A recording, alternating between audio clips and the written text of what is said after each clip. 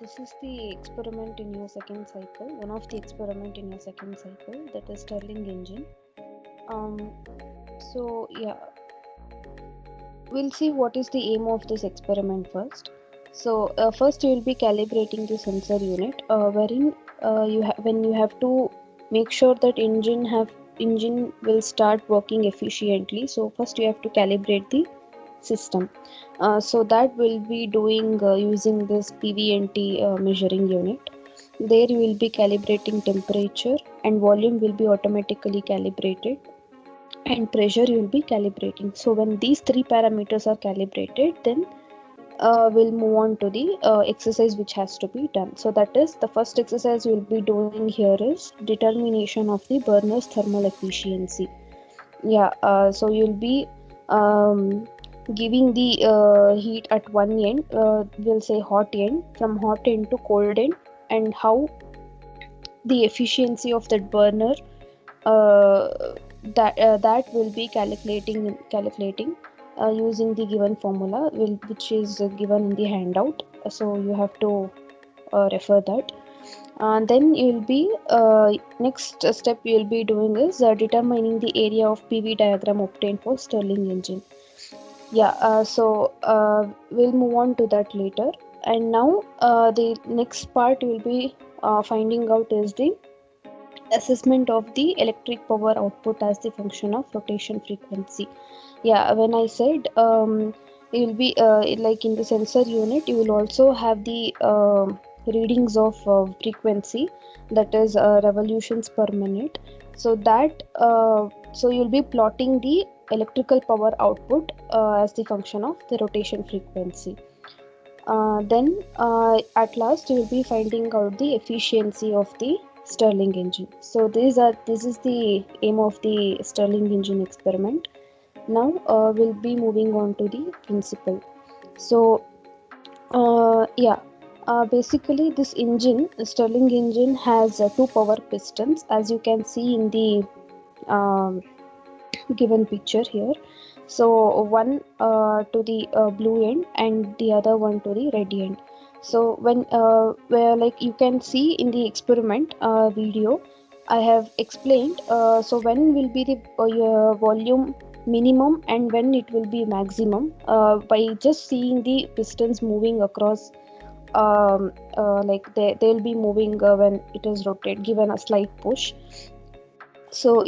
Basically it has two power pistons, which is connected by means of coupled generator. And then as I said, you will be calibrating the PVNT unit. I mean, you will be calibrating the parameters given in that.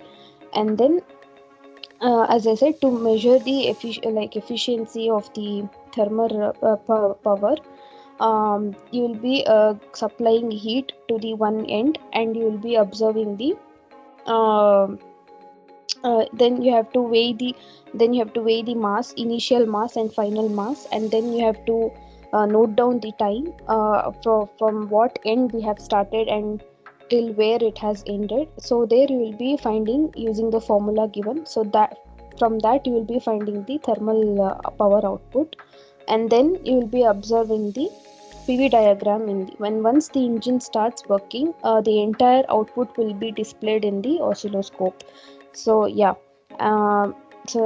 these are all repeated. And how you'll be finding out the electrical power output is that there is a uh, what for that tabletop Stirling unit, there is a provision to connect the generator, electrical generator. So like I have given the circuit diagram in the below slide. So from using that circuit diagram, you will be connecting the generator to generator, and you will be using a rheostat, and to note down the voltage and current changes, you will be connecting it to the rheostat and also to the generator unit, and then from that one can determine the electrical power output. Also you will have to do the um, mechanical this one your unit, but that due to some uh, some components problem. We were not able to make that recording. So yeah, that is one of the task. That is also one of the tasks in the Stirling engine. And now we'll be seeing the theory and working of the Stirling engine. So Stirling engine was first developed and patented by Robert Stirling in 1816, and these are all given in the handouts. You can also refer to that.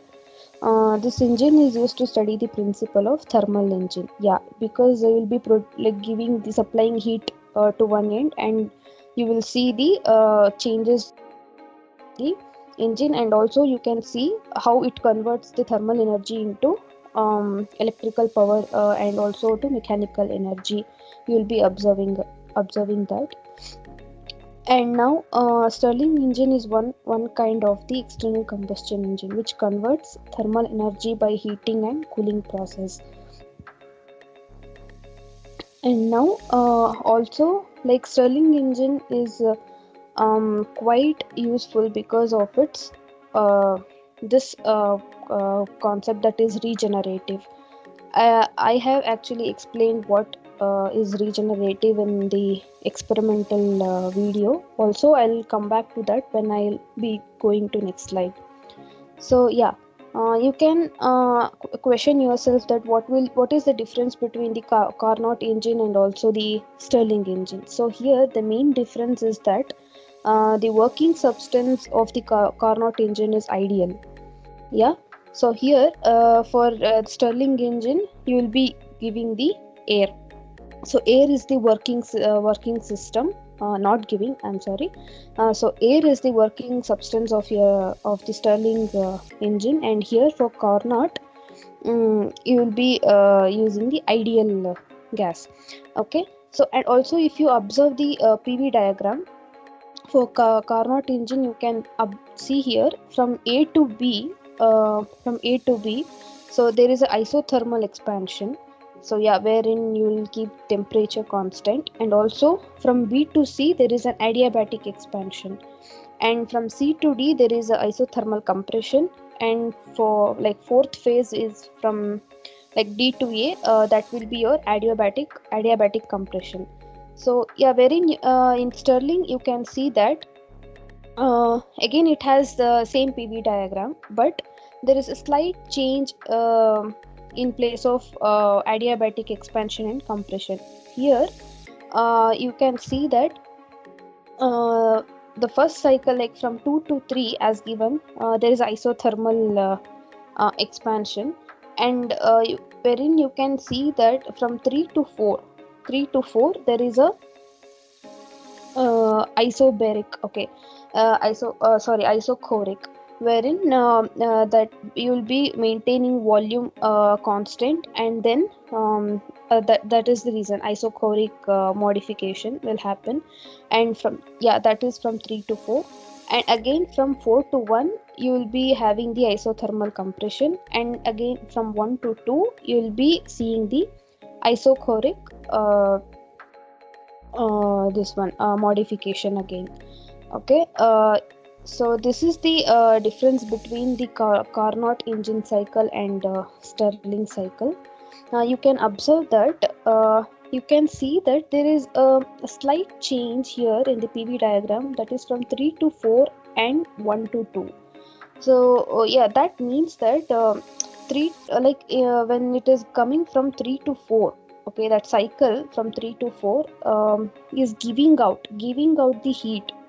Okay, so it's giving out whatever work is been done, it's giving out, and again it is used in the phase of 1 to 2. So that is why whatever is work is being given out, I mean it is wasted here, it will be used here, used in this 1 to 2 phase. So that is why Stirling engine is a regenerative process. So yeah, this is the major difference between Carnot and Stirling cycle. So yeah, again this diagram indicates like how this piston works. I told there are two power pistons, so how these pistons work when it is giving the PV diagram. So yeah, you can see here it expands, when the isothermal expansion process is taking place, and again it will go on to the regenerative cooling and regenerative heating, and again this cycle repeats. So yeah, next, moving on to the calculation part. As I told, you will be first calculating the thermal power of the burner. So you will be given a burner, you have to ignite it, and then you will be giving it to the one end of the Stirling uh, tube, that is a quartz tube, and then you will be observing the temperature change and temperature difference, and also when it reaches certain temperature, say so basically here we will start seeing the engine working from when it reaches the temperature of 60 degrees. So yeah, from then the engine starts working efficiently. You can see clearly in the video, experimental video, and then after calculating the change in mass and time taken for this process to happen, so you will be getting the value of thermal power of the burner. As I told, volume is already been calibrated by the company itself. So its standard value is given as V equal to 2.4 centimeter cube per volt. So whatever value you will be getting here will be in terms of voltage. You can ask me, so why is the why is that we are calibrating the pressure and temperature, so everything we are calibrating, and yet we are getting the values in terms of voltage. It is because we assume that there might be a piezoelectric material wherein by applying stress and strain, so it is giving out the value of whatever output is obtained, that will be in terms of voltage. So exactly that we will be observing in the oscilloscope. So while calibrating the pressure also, we'll be noting down the voltage difference by seeing by compression and expansion of that syringe we use. So we'll be noting down the voltage difference corresponding to that pressure value. Okay, so why we need that voltage values corresponding to pressure and all, you will be finding it out. It will be useful for your calculation part further. Okay, so so how do you take the value of for one n value, that is n is revolutions per minute. So you have to freeze the that particular n value. Okay, and then you have to save the data. Here while observing that PV diagram, we will be keeping it in the XY mode. Okay, so that XY mode is nothing but it will give the pressure and volume values. So that will be freezing the for n particular n will be freezing both x and y, and then we'll be saving the data for both pressure and volume. Okay, so you can do it for many n, and you can see the efficiency of the Stirling engine. Okay, you can do that. And then so yeah, as I told, this is the circuit diagram given for electrical power output, where V is the voltmeter and A is the ammeter, and the generator unit, as I told, it will be fixed to the tabletop Stirling unit, Stirling engine, and then you will be giving one end to the voltmeter and other end to the voltmeter, and common connected to the ammeter, and again it will go to rheostat. So rheostat, we can take 330 ohms or 10 ohms maximum, and we'll be observing the so as given in the handout, they have said you will be starting from the maximum value of R, and then you will be sliding it down to minimum value, and then you will be observing the voltage and current change in the for that particular R. And then, as you know, for power you can calculate the power by using the formula U into I, that is it will be in milliwatts. So this is how you will be getting the value of power, and then you will be plotting the graph of it. Okay, So that is one. And how the mechanical part is used here is, we'll be for that particular Stirling tabletop unit, there is a wheel given there. So for that we'll be and also for when you see the generator, electrical generator unit, you can see a small wheel provided, so that you can fix that strap wheel, large or small strap wheel, to that Stirling and also to the generator unit by apply. So you'll be applying a mechanical like a mechanical energy, and also you will be finding out the variations happening, and also you can see how n changes and again it decreases back when this particular exercise will be seeing it in the experiment. So this is how you will be doing the electrical part, electrical energy part. And mechanical energy, as I told, you will be replacing the generator unit with generator unit by a torque meter given. So yeah, as I told, this torque meter was not we were not able to fix it properly, and it was not uh, correctly giving the output. We had to skip this part. And yeah, in future, if it is possible, we'll make sure that we'll do this exercise part also. um, so yeah, torque meter will be fixed in the place of generator unit, uh, and then you will be observing the changes there also. Okay, so yeah, this is the complete um, experimental experimental part of the Stirling engine. Thank you.